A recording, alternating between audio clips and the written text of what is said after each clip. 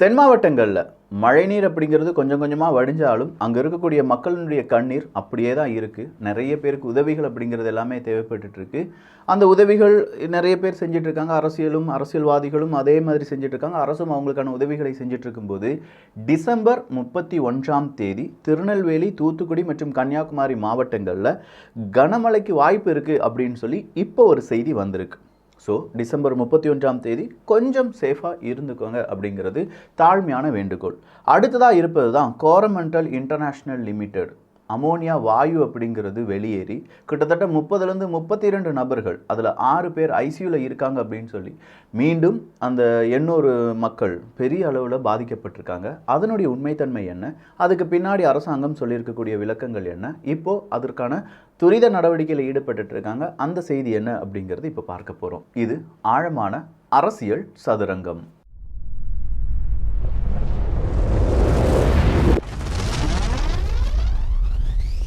எண்ணூரில் இருக்கக்கூடிய உர தொழிற்சாலை அப்படின்னு சொல்கிறாங்க.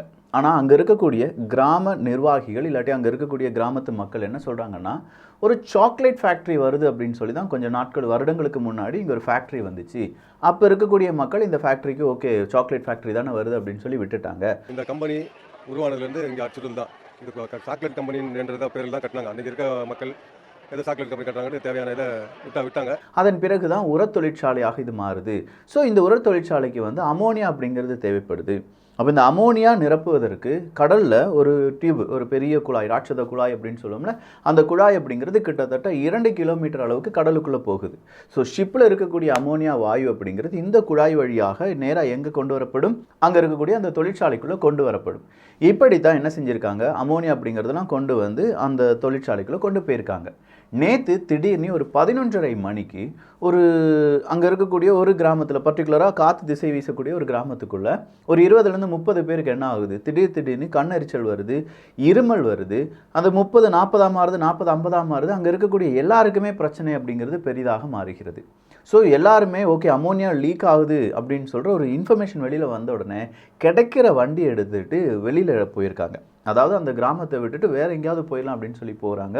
கொஞ்சம் பேர் பக்கத்தில் இருக்கக்கூடிய ஹாஸ்பிட்டல் அட்மிட் ஆகிறாங்க, கொஞ்சம் பேர் ஆம்புலன்ஸ் வர வைக்கப்படுகிறது அப்படின்னு சொல்லி 32 பேர் என்ன செய்கிறாங்க, ஹாஸ்பிட்டலில் ட்ரீட்மெண்ட் எடுக்கிறாங்க. 6 நபர்கள் அதில் ஐசியூவில் ட்ரீட்மெண்ட் எடுத்துகிட்டு இருக்காங்க அப்படின்னு சொல்லி அங்கே இருக்கக்கூடிய மக்கள் மீடியாவுக்கு பேட்டி கொடுக்குறாங்க. அந்த விஷவாயு அவங்களை தாக்கி 32 பேர், குறைஞ்சபட்சம் 32 பேர் மட்டும் ஆகாஷ் ஹாஸ்பிட்டல் அட்மிட் பண்ணிருக்காங்க. அதில் 6 பேர் ஐசியூவில் இருக்காங்க. ரொம்ப சீரியஸான நிலையில் தான் இருக்காங்க. ஐசியூவில் லிஸ்ட் இது, ஹாஸ்பிட்டல் லிஸ்ட் எங்களுக்கு. இன்னும் நிறைய நபர்கள் எங்கே போனாங்க, அவங்க என்ன ஆனாங்க அப்படிங்கிறது தெரியல. வேற இடத்துக்கு போயிருக்கலாம். இன்னும் மேற்கொண்டு இன்னும் மக்கள் எங்க இருக்காங்க தெரியாது. அவங்க ஸ்டாண்டில் இருக்காங்களா இல்ல சுகத்துல இருக்காங்க எந்த மருத்துவம் தெரியாது. எல்லாம் உயிரை கையில பிடிச்சி நாங்க ஓடணும் தான். ஏன்னா உயிரை கையில பிடிச்சிட்டு போட்டிருந்த ட்ரெஸ்ஸோடி நைட்டியோடிலாம் நாங்க ஓடணும் அப்படின்னு சொல்லி சில பெண்கள் சொல்லும்போது ஊருக்குள்ள வந்தா ஸ்மெல் இங்க வரைக்கும் எரியுது, வயிறெல்லாம் எரியுது. நைட் ட்ரெஸ்ல நைட்டில ஓடணும் சார். அப்படியே இந்த போபால் விஷவாயு அப்ப எப்படி இருந்திருக்கும், அவங்க ஓடி இருப்பாங்கல்ல அவங்க உயிரை பாதுகாப்பதற்கு. அதே மாதிரியான ஏதாவது பிரச்சனை அப்படிங்கிறதும் தெரியல. ஸோ நைட்டு 11:30 இதெல்லாம் நடக்குது. ஒரு 12:30 1 மணி வரை இப்படி தான் நடந்துட்டு இருந்திருக்கு அப்படின்னு சொல்றாங்க. காவல்துறை அதிகாரிகள் வந்திருக்காங்க. அதன் பிறகு கொஞ்சமாக சகஜ நிலைமைக்கு அது மாறி இருக்கு. ஆனாலும் மக்கள் உள்ளே வரும்போது பெரிய அளவில் அவங்களுக்கு என்ன வந்திருக்கு, கண்ணெரிச்சல், வாமிட் வருது, தலை சுற்றி கீழே விழுறாங்க, குழந்தைகள்லாம் கீழே விழுறாங்க அப்படின்னு சொன்னோன்னே பயந்துட்டாங்க. அதன் பிறகு தான் தெரிஞ்சிருக்கு அமோனியா அப்படிங்கிறது லீக் ஆகிருக்குன்னு சொல்லி. ஸோ ஒரு காவல்துறை அதிகாரி வண்டிக்கு மேலே நின்று சொல்கிறாங்க, ஆமாம் அமோனியா லீக் இருந்தது. ஆனால் அமோனியா லீக் ஒரு கப்பல், எந்த கப்பலும் அங்கே இல்லை. 2 கிலோமீட்டர் தொலைவில் கப்பல் எதுவுமே அங்கே இல்லை. முதல்ல நிரப்பின அமோனியா இருந்திருக்கும்ல, அந்த அமோனியாவில் தான் ஏதோ ஒரு லீக் வந்திருக்கு அப்படின்னு சொல்கிறாங்க. ஸோ அதுக்கு அவர் உதாரணமும் சொல்கிறாரு. ஒரு பைப்பில் நம்ம தண்ணி பிடிக்கிறோம், அந்த பைப்பை நம்ம ஆஃப் பண்ண பிறகும் அந்த குழாயில் கொஞ்சம் தண்ணீர் தேங்கி இருப்பதற்கான வாய்ப்புகள் இருக்குது. அப்போ அந்த குழாயை மேலெடுக்கோ கீழெடுக்கோ செய்யும்போது ஓப்பனிங் வழியாக அந்த தண்ணீர் வெளியேறும். ஆனால் பைப் க்ளோஸில் தான் இருக்கும். ஸோ இதே மாதிரியான ஒரு எஃபெக்டில் தான் அமோனியா அப்படிங்கிறது அந்த குழாயில் இருந்திருக்கு. ஏதோ ஒரு லீக் ஏற்பட்டு அது என்ன ஆயிடுச்சு, வெளியில் வந்துருச்சு அப்படின்னு சொல்லி காவல்துறை அதிகாரிகள் அதனுடைய விளக்கத்தை கொடுக்குறாங்க. ஒரு வரை போட்டோம்னா தண்ணி ஆஃப் பண்ண கூட அந்த பைப்ல கொஞ்சம் கிடக்குற தண்ணி அந்த மாதிரி அமோனியா கேஸ் கொஞ்சம் கிடந்திருக்கு. அது ஏதோ ஒரு இடத்துல சின்ன லீக் ஆகி தண்ணி வந்து. பயப்பட வேண்டாம், இப்போ எல்லாத்தையுமே நாங்கள் கட்டுப்பாட்டுக்குள்ள கொண்டு வந்துட்டோம். அங்கே இருக்கக்கூடிய அந்த தொழிற்சாலையினுடைய உயரதிகாரிகள்லாம் கூப்பிட்டு எல்லாமே ரெடி பண்ணிட்டோம் அப்படின்னு சொல்லி காவல்துறை அதிகாரிகள் ஒரு விளக்கத்தை கொடுக்குறாங்க. ஆனால் இந்த பக்கமாக இருக்கக்கூடிய மக்கள் என்ன சொல்கிறாங்கன்னா, 11:30க்கு அமோனியா லீக் ஆகுது அப்படிங்கிறது கிராம மக்கள் எல்லாருக்குமே தெரியுது. அப்படின்னா அங்கே இருக்கக்கூடிய அந்த ஃபேக்ட்ரிக்கும், அந்த கோரமண்டல் இன்டர்நேஷனல் லிமிடெட் அப்படிங்கிற அந்த ஃபேக்ட்ரிக்கும் தெரிஞ்சிருக்கும். அங்கே இருக்கக்கூடிய உயர் அதிகாரிகளுக்கும் இந்த நியூஸ் போயிருக்கும். அங்கே இருக்கக்கூடிய கிராம மக்களை நிறைய பேர் உயர் அதிகாரிகள்ட்ட என்னப்பா அமோனியா லீக் ஆகாதாம என்னதான் செஞ்சீங்களா அப்படின்னு சொல்லி பார்க்கும்போது அதெல்லாம் கட் பண்ணிட்டாங்க அப்படின்னு சொல்கிறாங்க. ஸோ ஒரு ஃபேக்ட்ரி அப்படின்னு சொல்லும்போது அங்கே நிறைய வாகன வசதிகள் இருந்திருக்கும். அவங்கள கூப்பிட்டுட்டு வந்து மக்களை பாதுகாப்பாக கொண்டு போயிருக்கலாம். நிறைய பேர் மக்களுக்கு வண்டி இல்லாமல் கிடைக்கிற வண்டியில் மாட்டு வண்டி இல்லாமல் போயிருக்காங்க அப்படின்னு சொல்லும்போது அந்த துயரத்தை நம்ம எப்படி யோசிச்சு பார்க்க முடியும்? கம்பெனிலேருந்து ஒரு ஆள் வந்து ஏதோ ஒரு வண்டியை கூட்டிட்டு வந்து ஜனங்களை காப்பாற்றுவோம் ஒரு எண்ணம் கூட இல்லை சார். அப்போ அங்கே இருக்கக்கூடிய அந்த தொழிற்சாலைகள் எதுவுமே எங்களுக்கு முன்னெச்சரிக்கை நடவடிக்கை எடுக்கலையே, எனவே இந்த தொழிற்சாலையை மூட வேண்டும். இது இன்னைக்கு மட்டும் கிடையாது, பெரிய அளவில் பிரச்சனை வந்துக்கிட்டே இருக்குன்னு சொல்லி கிராம மக்கள், நிறைய மக்கள் எல்லாரும் சேர்ந்து கிட்டத்தட்ட இந்த எண்ணூர் அப்படின்னு சொல்கிறதுல 20 கிராமங்களுக்கு மேலே இருக்கான். அப்போ அந்த 20 கிராமங்களுக்கு நடுவில் இருக்கக்கூடிய இந்த ஒரு உர தொழிற்சாலை அப்படிங்கிறது இதற்காக செய்யப்பட்டதல்ல. அதாவது மக்கள் வாழக்கூடிய பகுதியில் இருக்கக்கூடிய தொழிற்சாலை அல்ல இது அப்படின்னு சொல்லி அங்கே இருக்கக்கூடிய மக்கள் குற்றம் சுமத்துகிறார்கள். அப்போ இந்த தொழிற்சாலையில் இப்போ லைட்டான லீக்குக்கே இவ்வளோ பெருசுனா ஏதாவது டேங்க் இங்கே வெடிச்சிருந்துச்சுன்னா என்ன ஆயிருக்கும்? அப்போ எங்களுடைய உயிர் போயிருக்கும்ல. அப்போ இதுக்கு என்ன அவங்க நடவடிக்கை எடுக்கிறாங்க? நியாயமான கேள்வி. ஏன்னா அவங்களுடைய உயிர் முக்கியம். அடுத்ததாக அவங்க சொல்லக்கூடிய விஷயம் என்ன? நம்முடைய அரசாங்கம் பார்வையில் இதே மாதிரி நிறைய தொழிற்சாலைகள் இருக்கலாம். தொழிற்சாலைகள் இல்லாமல் ஒரு அரசாங்கத்தால் முன்னாடி போக முடியாது, ஒத்துக்கிறோம். ஆனால் அந்த தொழிற்சாலையில் எப்படி அவங்களுடைய வேலைகள் நடந்துட்டுருக்கு, அதனுடைய மெயின்டெனன்ஸ் எப்படி இருக்குது, அவங்க சர்டிஃபிகேட் எல்லாமே சரியாக வச்சுருக்காங்களா, அவங்க கழிவு நீரை எப்படி வெளியேற்றுகிறார்கள், இல்லாட்டி இந்த மாதிரி விஷவாயுக்கள் கலந்தால் அதற்கான முன்னெச்சரிக்கை நடவடிக்கை அவங்கக்கிட்ட என்ன இருக்குது, ஒரு ஆம்புலன்ஸ் சர்வீஸ் இல்லாட்டி வண்டி சர்வீஸ் ஏதாவது இருக்கா, இது எல்லாமே உறுதிப்படுத்த வேண்டும். மக்களுடைய உயிருக்கு நீங்கள் என்ன செய்யணும்? இம்பார்ட்டன்ஸ் கொடுக்கணும். ஒரு விபத்து நடந்த பிறகு ஐயோ அவ்வளோ பேர் இறந்துட்டாங்க அப்படின்னு சொல்கிறது இல்லை ஒரு வேலை, அரசு அதிகாரிகளுடைய வேலை. அரசாங்கம் அதற்கான உத்தரவை கொடுத்து அரசு அதிகாரிகள் ஒவ்வொரு ஃபேக்ட்ரிக்கும் இன்ஸ்பெக்ஷன் அப்படிங்கிறத போகணும்.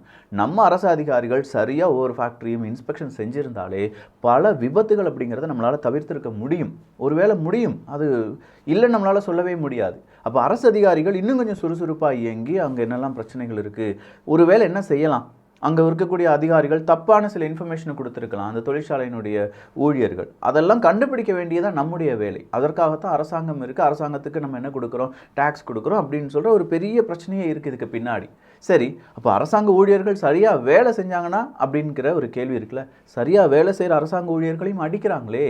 இன்றைக்கி உளுந்தூர்பேட்டையில் கனிம வளத்துறை சார்ந்த அதிகாரிகள் அங்கே வந்து ஒரு லாரி வருது, கூழாங்கற்கள் வந்து அனுமதியின்றி எடுத்துகிட்டு போகிறாங்க அப்படின்னு சொன்னால் அவங்கள பிடிக்கிறதுக்கு லாரியை மறைக்கிறாங்க.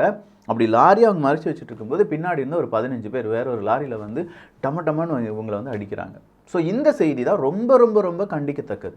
அந்த 15 பேரையும் பிடிச்சி உள்ளக்க போட்டு அவங்களுக்கு என்ன தண்டனை கொடுக்க முடியுமோ அந்த தண்டனை கொடுத்தாதான் அரசாங்க அதிகாரிகள் அவங்களுடைய வேலையை செய்வாங்க. இல்லாட்டி ஒரு அரசாங்க அதிகாரியை கொண்டு போட்டுட்டா முடிஞ்சா வேறு அரசாங்க அதிகாரி எப்படி வேலை பார்ப்பான்? அவனுக்கும் குடும்பம் இருக்கும், அவனுக்கும் குட்டி இருக்கும், அவனுக்கும் நிறைய ஃப்யூச்சர் பிளான் இருக்கும். என்னுடைய உயிர் பாதிக்கப்படுகிறது அப்படின்னு சொல்லும்போது அப்போ இங்கே துரிதமாக செயல்பட வேண்டியது அடுத்த அரசாங்கத்தினுடைய இலாக்கா, காவல்துறை இலாக்கா. இப்போ காவல்துறை அந்த 15 நபர்கள் யார்? கனிமவள அந்த அதிகாரிகளை அடித்தது யார்? எப்படி 15 பேர் டம்முன்னு வந்தாங்க? அந்த கூழாங்கற்களை ஏற்றிட்டு வந்த லாரி யாருடையது? இதெல்லாம் பெருசாக பேசி மக்கள் மத்தியில் இது அவேர்னஸாக ஏற்படுத்தணும். மக்களே இதை கேள்வியாக கேட்கணும். இது ஏதோ கூழாங்கற்கள் தானப்பா அப்படின்னு சொன்னால் இன்றைக்கி கூழாங்கற்களை திருடிட்டு போவான், நாளைக்கு வீடை உடைப்பான், நாளான்னைக்கு உங்களுடைய இடத்த ஆட்டையை போடுவான். எல்லாமே இவ்வளோ தானே. கூழாங்கற்கள்னா இயற்கையினுடைய அதுவும் ஒரு சொத்து தானே. அதையும் அனுமதியோடு எடுக்கலாம் அப்படின்னு சொல்லி அரசாங்கம் சொல்லியிருக்கும்போது அனுமதியின்றி லாரியாக டன் கணக்கில் எடுத்துகிட்டு போயிட்டே இருந்தாங்கன்னா இயற்கையினுடைய எவ்வளோ பெரிய வரப்பிரசாதத்தை நம்ம அழிச்சிட்டு இருக்கோம். அவன் எங்கேயாவது எக்ஸ்போர்ட் பண்ணி சின்ன சொற்ப காசுக்கு இங்கே இருக்கக்கூடிய இயற்கை வளங்களை சுரண்டிட்டு போயிட்டு இருக்காங்க. அதை பற்றி நம்ம கேள்வி கேட்கலன்னா கூட பரவாயில்ல, அதை மீடியாக்கள் பெரிதாக பேச வேண்டும் அப்படின்னு சொல்கிறேன். ஏன்னா மீடியா பேசினாதான் அரசாங்க ஊழியர்கள், தைரியமாக நிற்கிற ஊழியர்களுக்கு ஆதரவாக காவல்துறை இறங்கும் அப்படிங்கிற பயம் வரும் ரவுடிகளுக்கு, இல்லாட்டி அந்த 15 நபர்களுக்கு. ஸோ அந்த 15 நபர்கள் யார் அப்படிங்கிறத இங்கே இருக்கக்கூடிய காவல்துறை அதிகாரிகள் கண்டுபிடிச்சாலே அரசாங்க அதிகாரிகள் சரியாக அவங்க வேலை செய்வதற்கான வாய்ப்புகள் இருக்குது. ஸோ எண்ணூர் ஏரியாவுக்கு நம்ம வாரோம்னா அங்கேயும் அரசாங்க அதிகாரிகள் தயவு செஞ்சு சுற்றி இருக்கக்கூடிய எல்லா ஃபேக்ட்ரிலையும் இன்ஸ்பெக்ஷன் அப்படிங்கிறத ரொம்ப சூப்பராக பண்ணி மக்களுக்கு எவ்விதமான பிரச்சனையும் வராமல் பாதுகாத்து கொள்ள வேண்டும் என்பதை தாழ்மையுடன் கேட்டுக்கொள்கிறோம். இப்போ தான் அந்த மக்கள் எண்ணெய் கழிவு அப்படின்னு சொல்லி அங்கே இருக்கக்கூடிய மீனவர்கள்லாம் கதறாங்க. பாவம்யா, மீனவர்கள் அவங்க பிறக்கிறது, அவங்க வாழ்கிறது, அவங்க சாப்பிட்றது எல்லாமே உப்பாக தான் இருக்குது. பாவம், அந்த கண்ணீர்லேயே வாழ்ந்துட்டு இருக்காங்கன்னு சொல்லலாம். அப்படிப்பட்ட மீனவர்கள் கேட்குறாங்க, அந்த மீனெல்லாம் செத்து வெடிக்குதான். அமோனியா கேஸ் அந்த பைப்லேருந்து லீக் ஆகி கடலில் 10 மடங்கு அதிகமாக அமோனியா கலந்து இருக்கிறது அப்படின்னு சொல்கிற ஆய்வை வெளியில் விட்டுருக்காங்க. நார்மலான விஷயம் கிடையாது. அமோனியம் வாயு கசிவு யாரும் பயப்பட வேண்டாம் அப்படின்னு சொல்லி காவல்துறை அதிகாரிகள் சொன்னாலும், அடுத்ததா கொஞ்சம் வாயு வெளியேறதுக்கே இந்த நிலைமைனா கேஸ் முழுசாக இருந்து வெடிச்சிருந்தா என்ன ஆயிருக்கும் அப்படின்னு சொல்லி பெண்கள் கேட்கக்கூடிய கேள்வி இருக்கிறது. அடுத்ததா வாயு கசிவு ஆய்வு மேற்கொள்ளப்பட்டு வருகிறது. எண்ணூர் அமோனியா வாயு கசிவு ஏற்பட்ட சுற்றுவட்டார பகுதிகளில் காற்றின் தரம் மற்றும் கடல் நீரின் தரம் குறித்து ஆய்வு மேற்கொள்ளப்பட்டு வருகிறது. அனுமதிக்கப்பட்ட அளவை விட காற்றிலும் கடல் நீரிலும் அமோனியாவினுடைய கலப்பு அதிகரித்திருப்பது ஆய்வில் தெரிய வருகிறது. வனம் மற்றும் சுற்றுச்சூழல் துறை செயலாளர் சுப்ரியா சாஹூ அவர்கள் அறிக்கையாக கொடுத்துருக்காங்க. ஸோ அவங்களுக்கே உண்மை புரிஞ்சிருச்சு, அமோனியா அப்படிங்கிறது அனுமதிக்கிற அளவை விட ரொம்ப கூடுதலாக இருக்குது, அது மக்களுக்கு பெரிய ஆபத்தை விளைவிக்கும். இதற்கு அரசாங்க ஊழியர்கள், அரசாங்க அதிகாரிகள், அரசியல்வாதிகள் என்ன முடிவுகள் எடுக்க போகிறாங்க, அங்கே இருக்கக்கூடிய மக்களுடைய கோரிக்கை என்ன அப்படிங்கிறத சீக்கிரமாக அரசாங்கம் செவிசாய்த்து அந்த மக்களுடைய கோரிக்கையை ஏற்றுக்கொள்ள வேண்டும் என்பது தாழ்மையான வேண்டுகோள். ஸோ இப்போது ரொம்ப ஹாட் டாப்பிக்காக இருக்கிறது இதுதான். ஏன்னா மக்கள் செத்து போன பிறகு இதை பற்றி பேசி எந்த பிரயோஜனமும் கிடையாது. ஏதோ நமக்கு கடவுள் ஒரு வார்னிங் கொடுத்த மாதிரி இப்படி ஒரு லீக் வந்துச்சுன்னா இவ்வளோ மக்கள் பாதிக்கப்படுவாங்கன்னு சொல்லி நமக்கு ஒரு எக்ஸ்பீரியன்ஸ் வந்திருக்கு. அப்போ இந்த எக்ஸ்பீரியன்ஸ்லேருந்து நம்ம ஒரு லெசன் லேர்ன் பண்ணி அதிலேருந்து மக்களை காப்பாற்றுவதற்கு துரித நடவடிக்கையில் நம்ம ஈடுபடணும். மக்கள் இதை பேச ஆரம்பிக்கணும். அரசாங்க அதிகாரிகள் சரியாக இன்ஸ்பெக்ஷன் போகிறாங்களா, அரசாங்க அதிகாரிகள் நல்லபடியாக செய்யக்கூடிய அதிகாரிகள் உயிரோடு இருக்காங்க, அவங்களுக்கு பாதுகாப்பு நம்முடைய காவல்துறை அதிகாரிகளால் கொடுக்கப்படுகிறதா, இது இரண்டும் சரியாக வேலை செஞ்சாதான் இதை கவர்ன் பண்ணக்கூடிய அரசியலுக்கும் பிரச்சனை வராது, அரசாங்கத்துக்கும் பிரச்சனை வராது. ஸோ இது எல்லாரும் சம்பந்தப்பட்ட விஷயம். பொதுமக்கள், அரசாங்க ஊழியர்கள், அரசியல்வாதிகள், அரசாங்கம். புரிஞ்சிருச்சா? எல்லாம் நல்லபடியாக நீங்கள் கேள்வி கேட்பீங்களா? உங்கள்கிட்ட இருக்கக்கூடிய இந்த கேள்விகள் 4 நண்பர்களுக்கும் பகிர்வீங்களா? அவங்களும் இதை கேள்வி கேட்கணும்ல.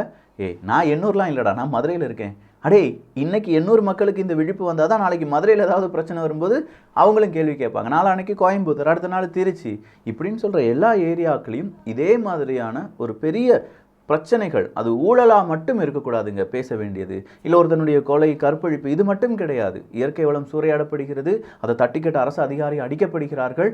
இங்கே அரசு அதிகாரிகள் சரியாக அவங்களுடைய இன்ஸ்பெக்ஷன் வேலையை செய்யலை செஞ்சாங்களா இல்லையான்னு தெரியல, ஆனால் மறுபடியும் செஞ்சால் நல்லா இருக்கும் நம்ம சொல்கிறோம். இது எல்லாமே பேசப்பட வேண்டும். நல்லதை பகிர்ந்து நல்ல சமுதாயத்தை உருவாக்குவோம். நன்றி, வணக்கம்.